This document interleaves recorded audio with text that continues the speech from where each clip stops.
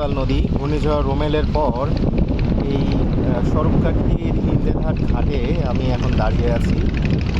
মানে এত স্রোত নদীতে, আমি এখানে আসার পর খুব কমই দেখছি। নর্মালি এমনি দেখে বেশ শান্তি সন্ধ্যা নদী।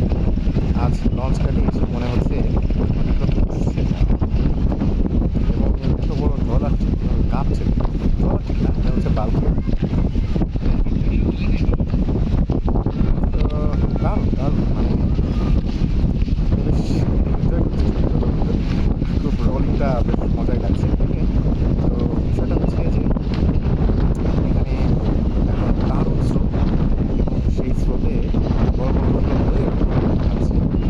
আর ছোটো ছোটো নৌকাগুলোর যে কী অবস্থা তা ঠিক জানি না, যদিও এখান থেকে কিছু কিছু ছোটো ছোটো নৌকাকে দেখা যাচ্ছে বেশ স্রোত তুলে তারা কোনো রকমে এগিয়ে টেগিয়ে আসছে। ওই যে দূরে একটা নদী, একটা নৌকা দেখা যাচ্ছে কিনা আমি ঠিক জানি না। এখান থেকে ওই যে ওই নৌকাটি আসছে। দেখুন বেশ ভালোই স্রোতের মধ্যে পড়েছে সে। তো যাই হোক, দেখা আসতে বেশ দেখতে পেয়েছি।